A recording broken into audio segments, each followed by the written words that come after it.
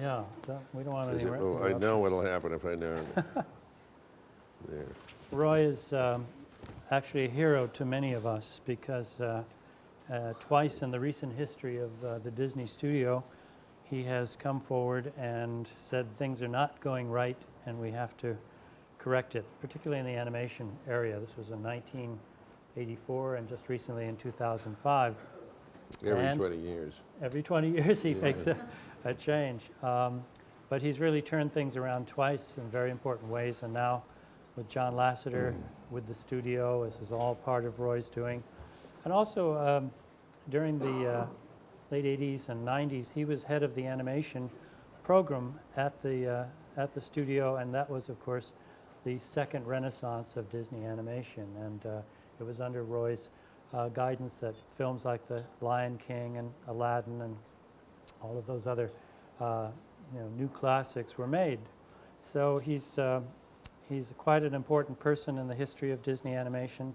He is the son of one of the founders, Roy O. Disney, and he is the nephew of Walt Disney, whose birthday is Tomorrow. his 105th, Yeah, 105. 105th birthday is tomorrow. So And I'm please, still being accused of being his brother. You're still his brother. Please welcome Roy E. Disney.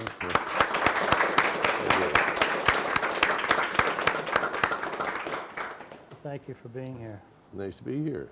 And Roy is here actually in New York promoting these new DVDs that have just come out on the True Life Adventures. Do you remember, anybody remember the True Life Adventures? You're probably too young, but they came out in the They're all too young, yeah. 1950s. But this is a 4-box set of all of the True Life Adventures, which were nature series. And I recommend them not only to nature lovers, but also to cinematographers, documentary filmmakers, musicians, and animators. This is like a living Muybridge book. Any animal that you want to see how they move, it's here. And you can look at it frame by frame and make your notes and just go to town. So I highly recommend this. These will be out tomorrow here in New York. So Roy, this is a group of animation students. Right. I kind of envy your childhood because didn't you tell me once that when you were 9, you were watching your uncle photographing Stokowski on the soundstage? Yeah, I was out on the stage during some of the live action shoot for Fantasia, and I think my dad dragged me out there, and I spent half a day watching them line up a shot and shoot it over and over and over. Yeah. And remember it still very well because Stokowski was there, and they were shooting. It was one of those shots where they had him. They were shooting his silhouette against with a big light and up on some colored paper of some kind. But I did hang around there a lot when I was young, and my mother, when we were still over on the old Hyperion studio, before we moved to where we are now, and so this is early 30s. Mother used to want to go shopping, and she'd drop me off so my dad would babysit me. We were smaller then, and he didn't want me in the office, I'm a 4 or 5-year-old kid.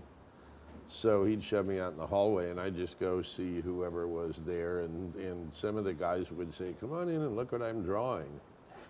So I just grew up thinking that the normal world was composed of people who were slightly crazy and drew for a living. More than slightly in some cases. Yeah. Didn't you tell me once that your uncle told you the story of Pinocchio? What was that? Yeah, I was, I think 9, if I remember right, and homesick with the chicken pox and upstairs in bed. And it was probably a weekend, and Walt and his wife came over to have dinner with my folks. And Walt came up just to say hello to me, and I guess he'd been working on Pinocchio at the time. And he decided he did this with a lot of people. He'd sit down and tell you the story to see how you reacted. And if you didn't react the way he thought you ought to, he'd go back the next day and start fixing something to make sure it did work. I think his strongest impulse was as a story man. Yes. Yeah. And so anyway, he sat down and told me Pinocchio. He must have been there a half hour, and he told me Pinocchio from beginning to end. And Acted out all the did all the characters. parts and did the whale and and the whole thing. And I was just absolutely entranced. I still am to this day. I wish he'd made that movie. Because when I finally, a year later, 2 years later, whatever it was, I finally saw Pinocchio, it was kind of disappointing to me because it just was not nearly so good as Walt did it. But Your first jobs at the studio were with this True Life Adventure series, is that right? a couple of jobs later after college, I managed to get involved as a apprentice film editor on the old Jack Webb Dragnet show. And I worked my way with them through my apprenticeship and became an assistant. They were in the Disney Cutting Building at the So time. you started as an editor then? I started, it was, it was a place I could hook on. I had no special ambition, actually, to even be in the business. I majored I started out to major in college in aeronautical engineering. And when calculus and I didn't mix, and after flunking out of school 1 year and working my way back in, I changed my major to English because I knew I could pass that.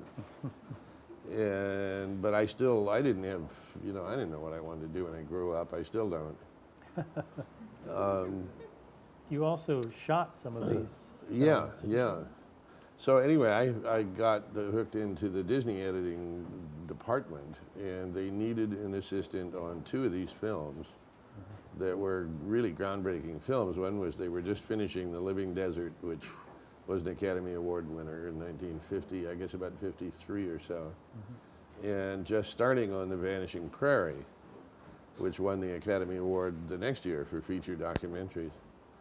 And so I spent a year plus in the editing room between the 2 editors working on those films. Really get your hands dirty with film that way, and you really understand. The best film school in the world, I'm just sorry, no. To just sit there and look at film and find ways to make it work and tell a story. But at any rate, after that, then I got the opportunity to go out to work on Perry up in Utah as a cameraman, mostly stills, but some film as well. So Perry was an offshoot of the True Life Adventures. It was a True Life fantasy. Perry was the title of a book by Felix Salten, who wrote the book Bambi, from which we took that film. And Perry was sort of the same story, but about a squirrel. And the object was to try to go up into Utah and shoot to a script, an animal film, which you can't do that, but we tried anyway. And we were up there I was up there for a year and a half. The whole company was there for quite a bit longer than that, doing just trying to shoot stuff that matched what this imaginary script that we kept rewriting because we couldn't get the stuff we thought we all wanted to. So how much footage would you shoot? We shot 280,000 feet of 16 millimeter film over a period of about 2 years, which edits down to, in 16 millimeter terms, to about 2,000 feet. How many editors did you have working on something? One poor guy. He's dead now, probably. Yeah. He's not dead, but he looks real old.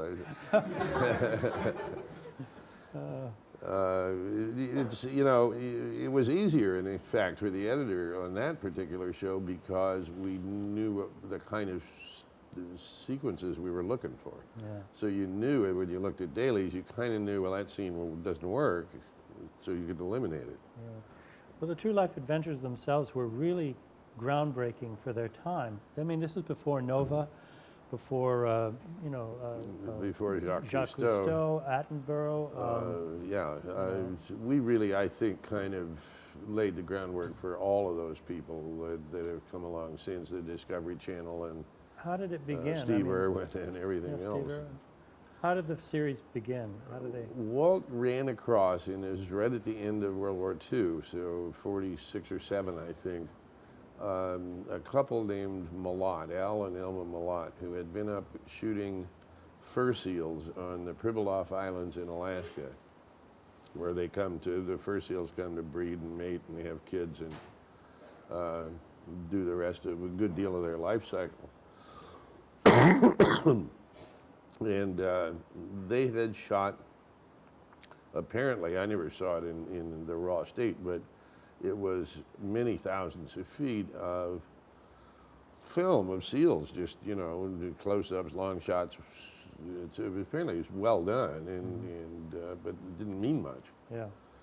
And somehow Walt saw enough of it to see in it, beyond the raw state, a story about the life cycle of the fur seal.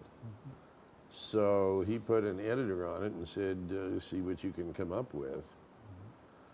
And you know, months and months later, they had a sort of a rough cut that I understand was a couple hours long that eventually boiled itself down to a half an hour. They wrote the narration to it. They got him first-rate musician, Ollie Wallace, did the score. And it was probably the first time someone had done a professional job of making a nature film.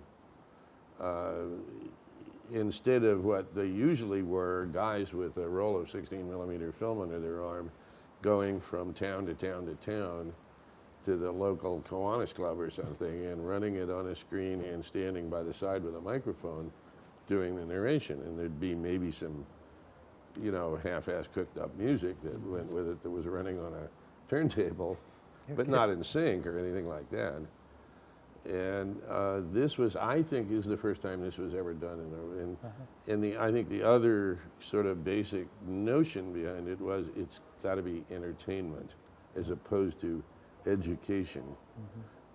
We got beat up an awful lot through the years by Walt every time we'd start to get educational instead of entertaining. And I think, and there's a fine line there sometimes because we were doing educational material in you know, at its root. Yeah, you do. But you might as well do a song and dance while you're at it because otherwise the people are leaving the theater. And they really got to be fun shows. We looked for places where there was humor. We looked where the animals were funny, and they are funny. Walt would say, you know, they're better actors than most of the ones in Hollywood. Partly because they're totally natural. Whatever they do, it's them. You know, they're not acting. Yeah. And partly because they do unexpected things. It was amazing footage of you know, insects and birds and prairie dogs. Well, someone asked Walt once at a party, what was that about? How do you get the cameras to down in the prairie dog burrows? Yeah. What did Well, he may have had a drink when he answered that question, but he said that we'd invented little teeny cameras and trained the prairie dogs to use them. So. And the person who asked him said, "Oh, that's." Yes, this lady, you know, it sounded like a scene out of a Groucho Marx movie, actually. And it was, oh, okay. But you actually had to invent special cameras for this. We did. We had a lot of gear developed by actually the very first specialized camera in the maybe I should tell the Paul Kenworthy Living Desert story because the first feature-length movie that we made was The Living Desert, and the sort of prime sequence in that is a battle between a little wasp and a tarantula, and the wasp's survival behavior is that it has to kill a tarantula and lay its egg in the body of the tarantula, which will feed and nourish the egg until the baby wasp hatches out. And it's an epic battle in miniature, of course. Amazing. And had never been seen by a camera before. So this young student at UCLA Film School decided to photograph that for his master's thesis. He built a camera especially to do it. It was a Kodak Cine Special 100-foot load camera, which was just a sort of semi-pro camera. And what he did was machine a front end on it on the lens mount that had a little prism in it that kicked up 20% of the light into the viewfinder, and the other 80% went through to the film. So there was a viewfinder through the lens viewfinder, the first time anybody really had much of that That's the sort very of first thing time that was. that we know of anyway, and it was all sort of made it by hand. There was only the one of them for a long time. 16 millimeter. 16 millimeter. I shot with that camera a couple of times, and it was, believe me, it was like looking down this long mailing tube with a teensy little picture down there that I don't know how he saw focus on it in the first place, but he did. And that had like a 4 or 5 or 6 inch lens on the front of it.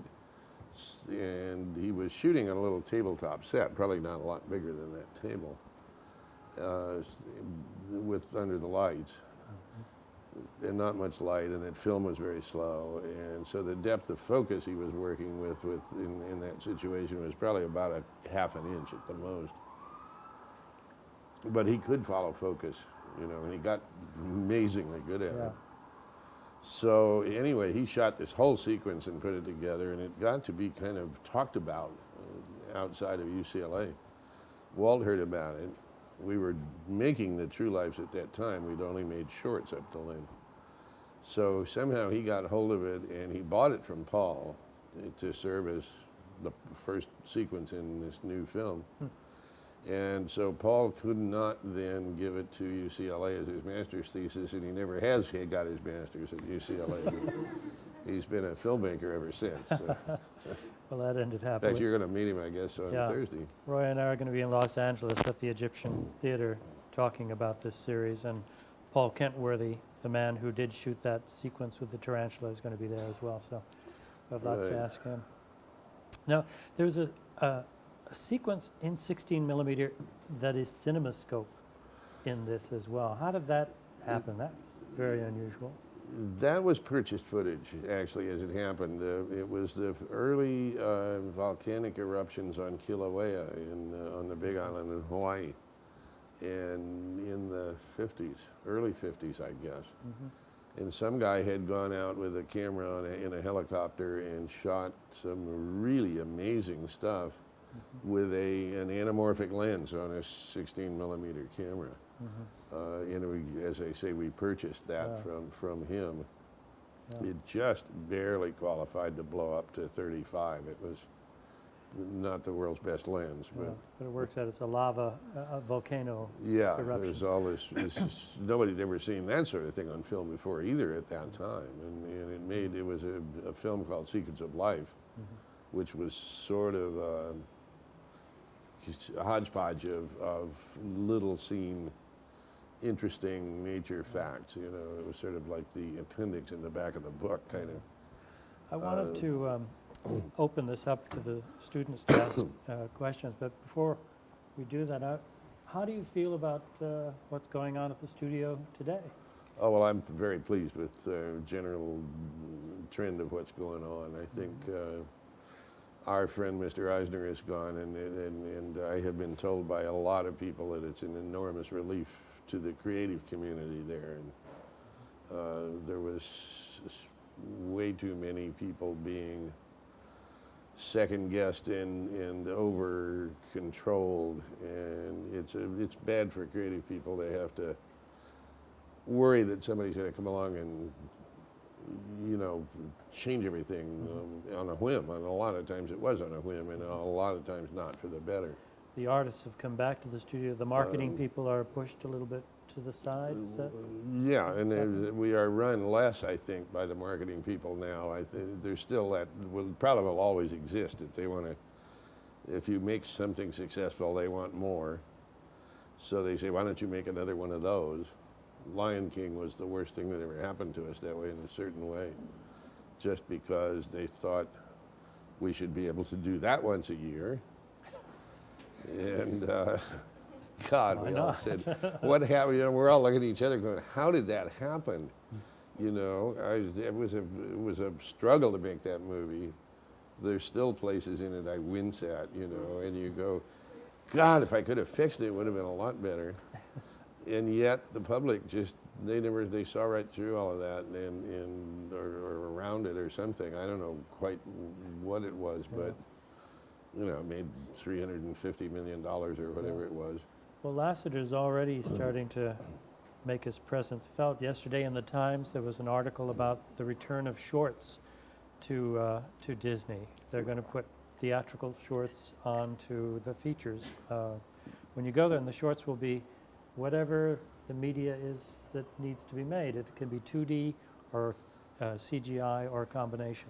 So it depends on the project. So that's very positive. I think there's a kind of a deliberate thing right now of there. I know there's 2 CG and 2D in production as we speak. And one of the 2D ones is it's a takeoff on one of the old goofy how-tos, which is going to be very funny piece.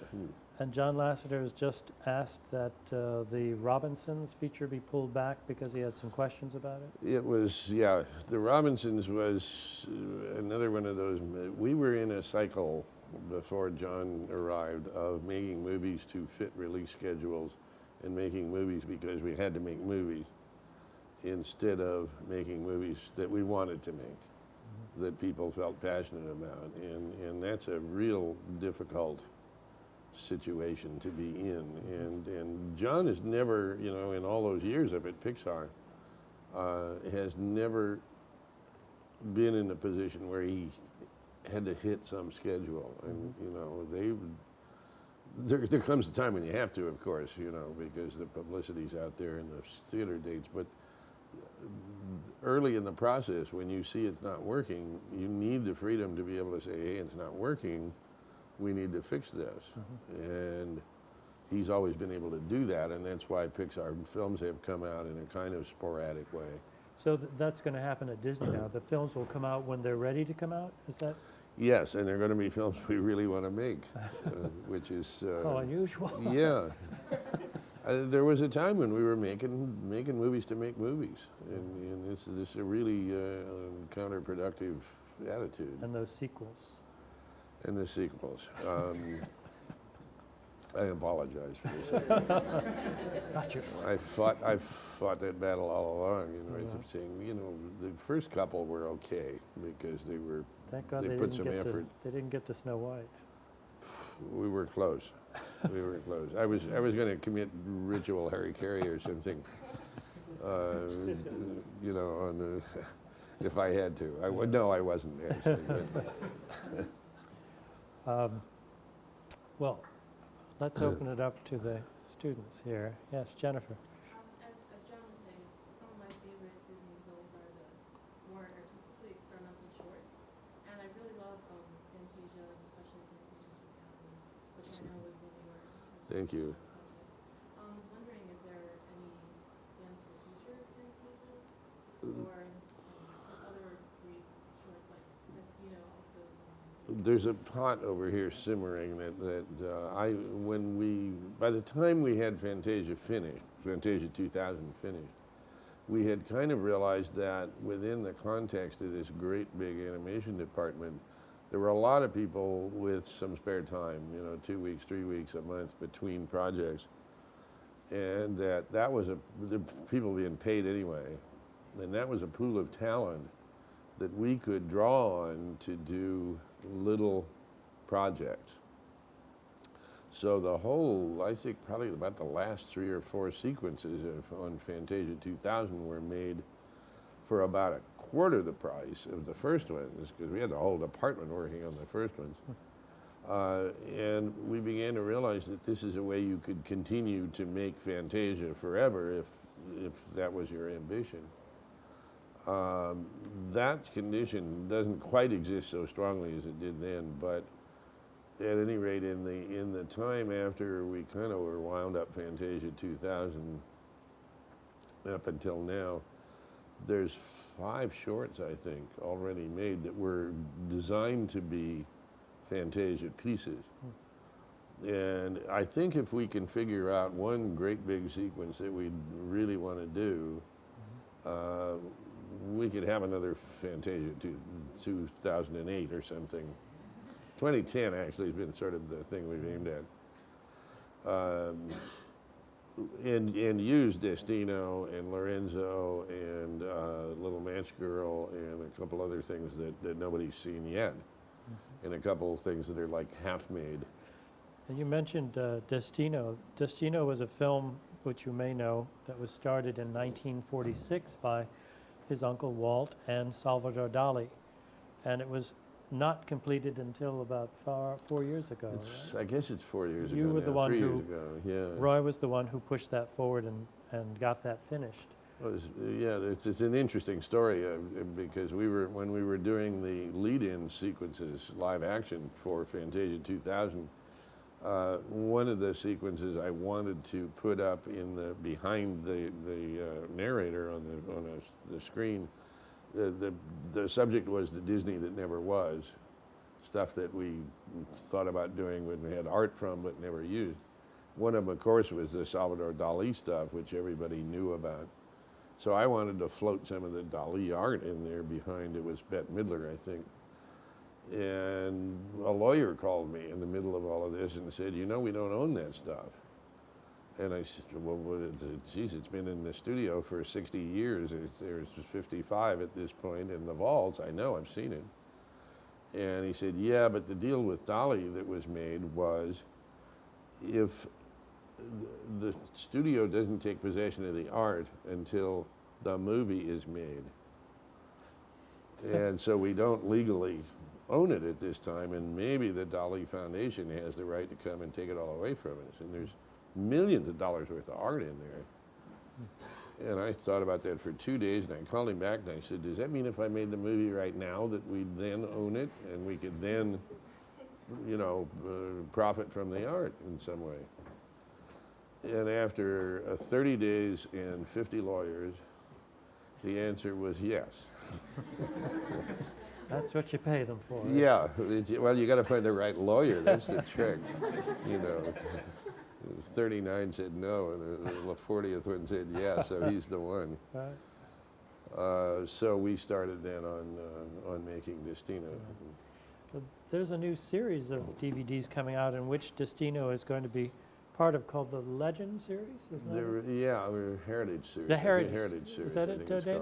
called. Actually, what you have there, the True Life Adventures, the new Legacy series. Legacy. That's I it. knew there was. You said that. Yeah. Actually, Destino will be a volume within that series. And also, We're working on a documentary to go along with the short, and that'll be out in the spring, we believe. excellent. And Oswald the Rabbit is also going to be part of the Legacy Oswald series. is in the works as well, although we're trying to track down some of those cartoons. This is Dave Bossert who produced these. He's one of the best special effects animators in the business, and he's moved into producing and everything else. So, yeah. But the Oswald the Rabbit series was something that was recently acquired through Bob Iger. Yeah, which And it was wouldn't a have been delight. if Bob Iger was not in the position that, I think so-and-so was I in. think that's right. Yeah, the he who was not named. Yeah. tell him about Oswald. Well, Oswald was the series of shorts that Walt was making. It's all silent shorts that was very successful actually in the, let's see, the years of 26, 27, 28, I guess would be right.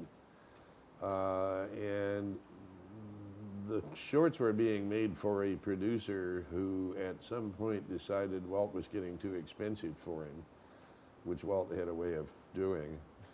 And the producer then came back and said, you know what, I'm going to hire some other people to do this for half the price, so I'm taking away your character. Because Walt and my dad never owned Oswald, the character, or the films for that matter. And that's what happened. And so the great myth that then follows with that is that Walt found out about this at a meeting in New York City in 1927, I guess. Got on the train to go home, and on the way home invented this new character called Mickey Mouse. And the rest is history, as you know, as we say. But Oswald, at any rate, they had made. Dave, do you remember how many there were? 30 or 40 Oswalds, and then there were a bunch made by others and later Walter on, Lantz but later. non-Walt Disney. They wound up in the possession of Universal Studios. And God bless Bob Iger, when he came into power, went to Universal and did some begging, and we now have the rights to all those Oswald films, so we're going to be restoring those, adding music and so on to them, and they'll be out They'll be on DVD. Do you know when those will eventually be on out? DVD. Sometime, we're shooting for sometime next year, but there were 26 original Oswald the Rabbit 26. cartoons that Walt and Roy's dad made, and out of those, we currently only have copies of 13 or 14 of them. Huh. One of them is severely damaged from nitrate deterioration, but we're looking for the other ones, and we're trying to get as complete a collection as possible. Other questions for Roy? Stephen? I was wondering, in terms of overseeing projects, what your approach to story is and how you look at characters, whether you're developing, documentary footage or, a major animated feature, what you look for in a story. Entertainment, I think, is the first thing. I look, it's at least with me, it's always been a very personal thing. I never took a course in story development or anything like that. It's whatever I know, it's kind of instinctive, I guess.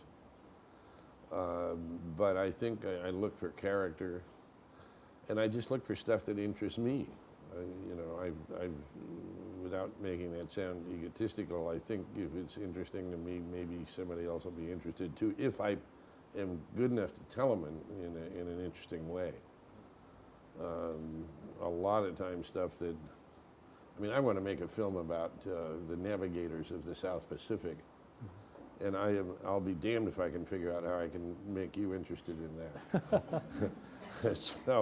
So you kind of have to know what you can tell. You have to sort of know yourself in a way, and how you operate as a storyteller. I don't know if that's an answer to the question. Anybody else have a question for Roy? Must be one. I want to ask about your father, who, so much of the limelight goes to Walt, and rightfully so, but your father was as important as Walt was to the building of your studio. Oh, absolutely. I don't think there would have been a studio really that lasted very long without my dad. My dad was 8 years older than, 8.5 years older than Walt, and there were two brothers still older than him in that family. So Dad was kind of Walt's babysitter right from the time he was born, and I think that just got to be second nature with him, that he's got to take care of his little brother, who was obviously had a mind of his own and went off and got in all kinds of pickles as a little kid, and then later as a grown-up, and he spent, if he had $10, he'd spend 35 or 40, and the other 25 or 30 has got to come from somewhere. And if I could encapsulate everything, that's kind of how they operated. His dad would maybe try to talk him down to only spending 10 more than he had instead of 20. But the relationship was very antagonistic at times, because Walt really was a driven guy. But Dad, if they hadn't been brothers and they hadn't had that relationship of being able to come back together after fights, and they did have fights, I'm not sure that Walt could have found a businessman to work with him on a permanent basis anywhere else. Was your father supportive of doing an animated feature, which was very unusual in 1937?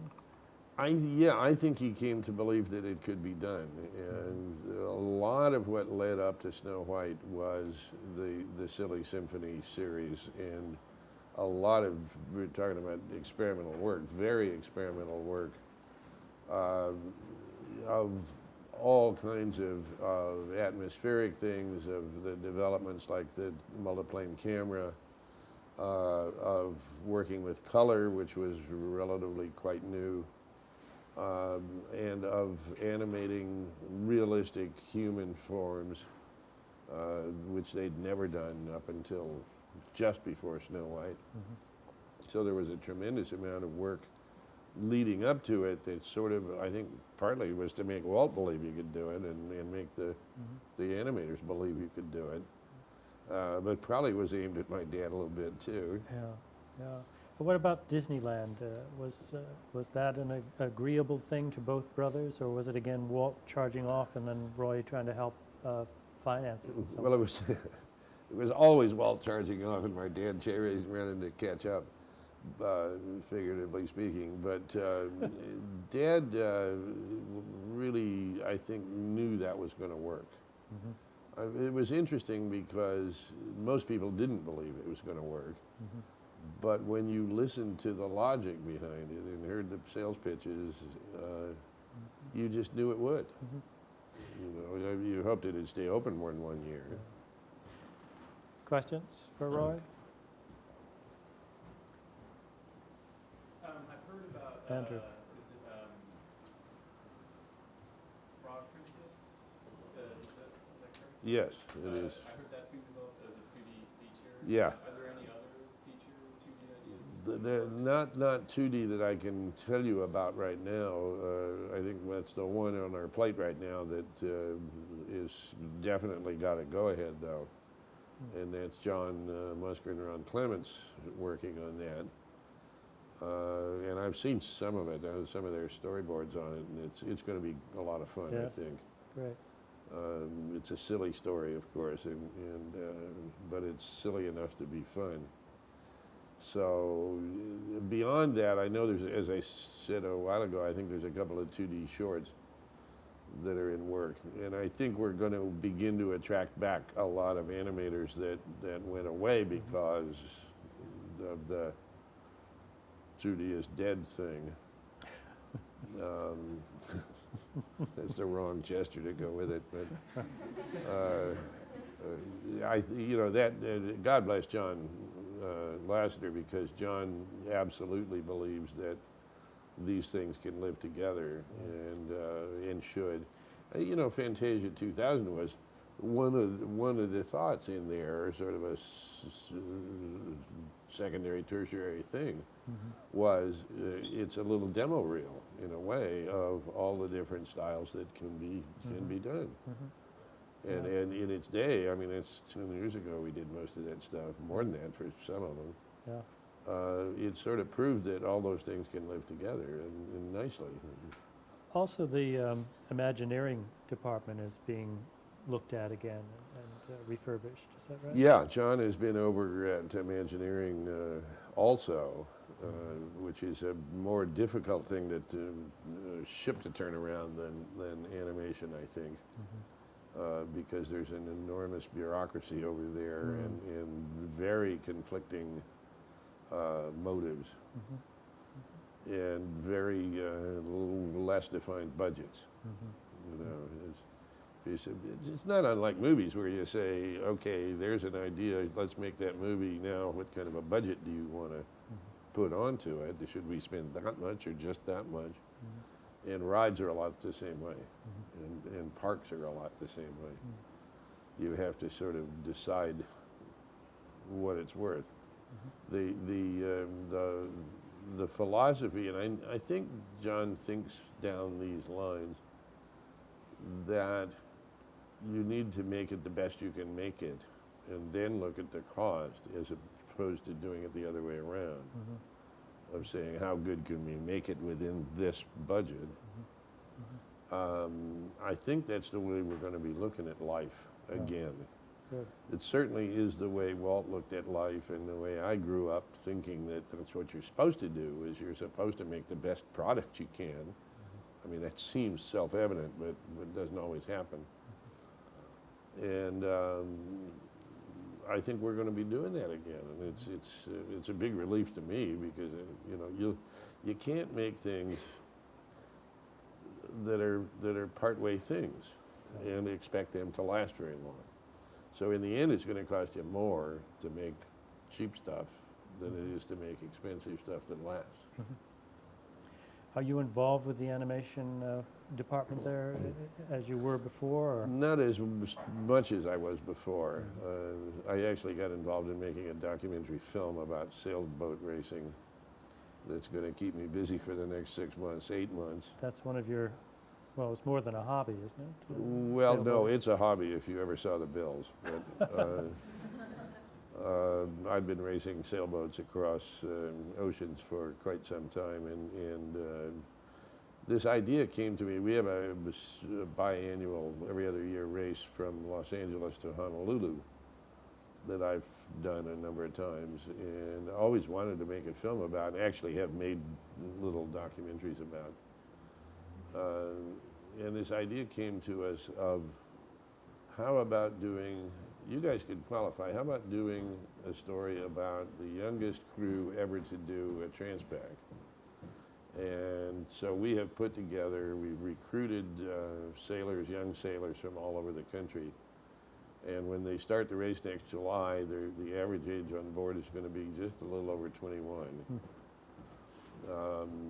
And we're going to push them off the dock, and they're going to have to figure out how to get to Honolulu, you know, without our help. Sink or swim.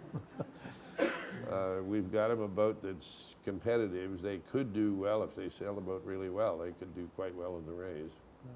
And we're going to have some fixed cameras and a couple of handheld cameras on board. 16 millimeter? No, high def video in order to, Dick Cook wants this as a theatrical. Wow, great. So we've been filming since actually last July on and off, and we're going to Hawaii. It's really terrible. We have to go to Hawaii for 4 months. Terrible. And How do you suffer? I bought a house over there, for Pete's sake. Other questions? Roy's very candid. He'll talk about anything. Yeah. How do you feel about the musical format in storytelling, and if that has kind of declined in popularity with 2D, and will it be revived? Is it, something that you foresee? You mean like Little Mermaid or Beauty and the Beast or that Right. kind of? Yeah, like if it's necessarily all that connected to the 2D format specifically, or? I don't think it's connected necessarily to 2D. I think it's a little harder to imagine, Buzz and Woody doing a song and dance number, maybe. I'm not sure that that's the case, and maybe with the right character design that works. But you know what happened? We made Little Mermaid, Aladdin, Beauty and the Beast, Lion King, and there were a couple that followed, like Hunchback and Pocahontas, I guess, which had several songs. And we all began looking at one another saying, boy, these are starting to all look alike. And the public was beginning to say that too to us, and we were starting to hear it around from all over. And so, and I guess I should throw Tarzan in there. Tarzan was an attempt to get, by bringing in Phil Collins, to get into at least a different view towards the music and what music did in a film. But we did get away from it.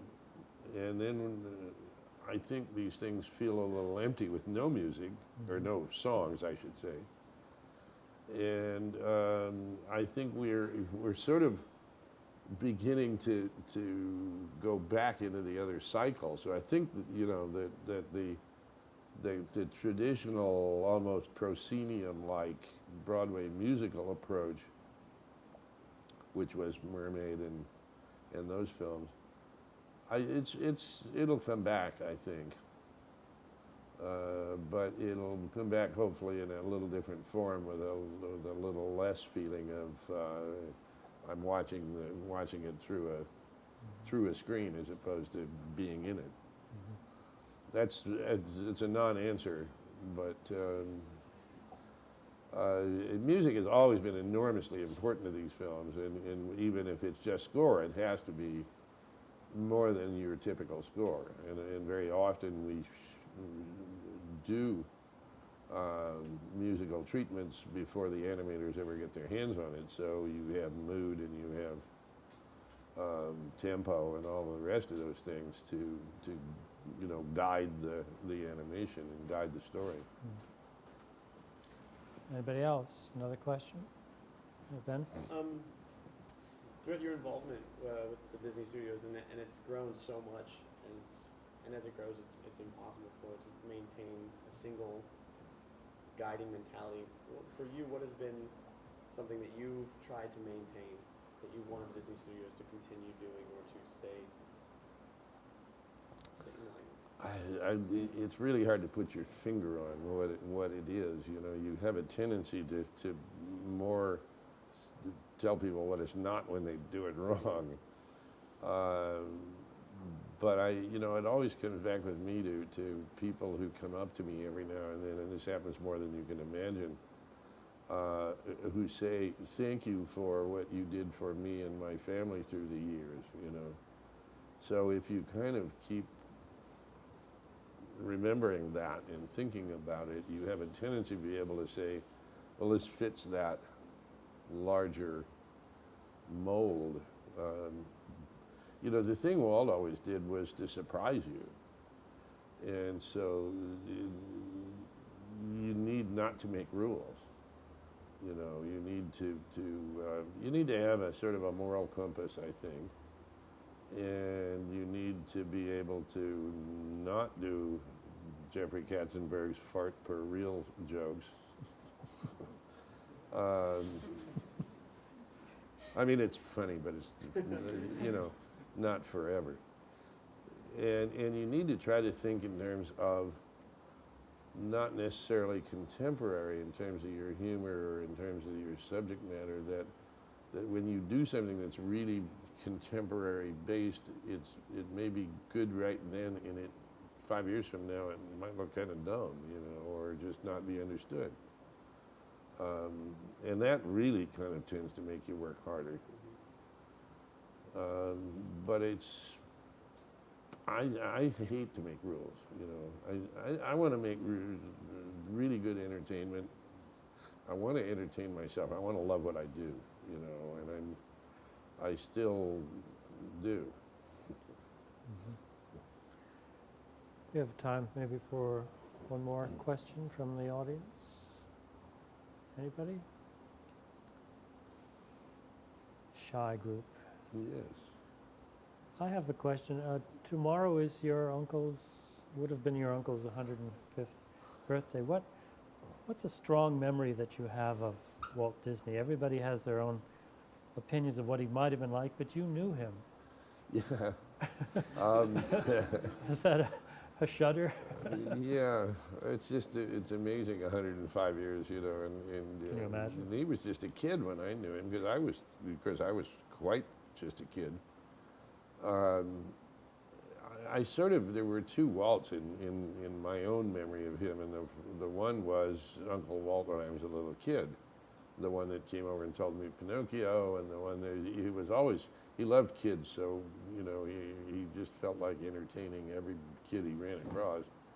So he was always fun to be around, and he was always joking and laughing and having a good time.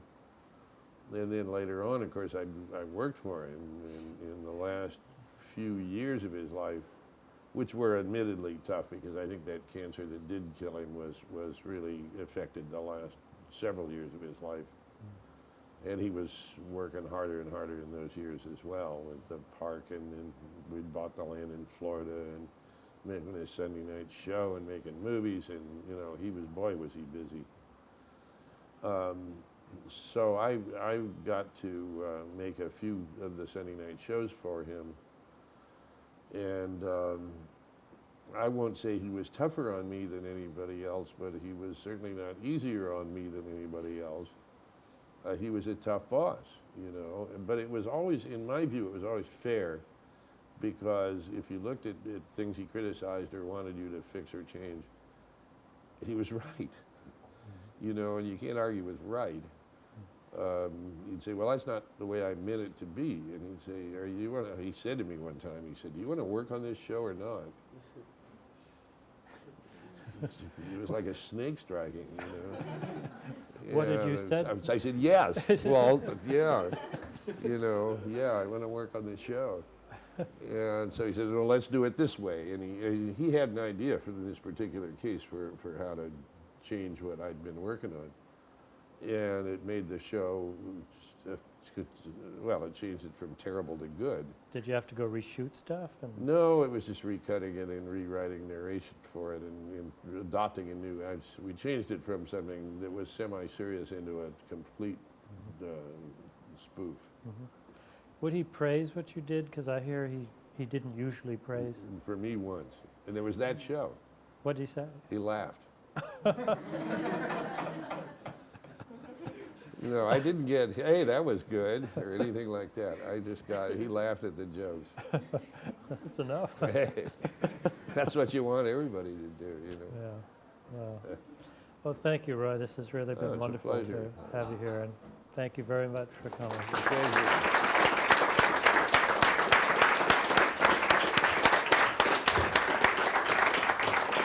Well, you've been inviting me to do this for a long time. I'm I have. glad I finally was able to. What's that? These are the True Life Adventures, and there are 4 discs. They're all different and all terrific. A lot of extra stuff on here. Stuff about the filmmaker's journal, how they made the films, the special cameras they used. They had to, sometimes stay out in the wild for months, right? Yeah, Years? months, yeah. Yeah. He was walking uphill with 40 pounds of And camera Roy's on on your it, back every day. Roy's on a lot of these down at the Florida Animal Kingdom, and just terrific stuff. I still don't have my copy, by the way. Oh, well. Okay, thanks, everybody. We'll Thank you. commence class in 15 minutes. So.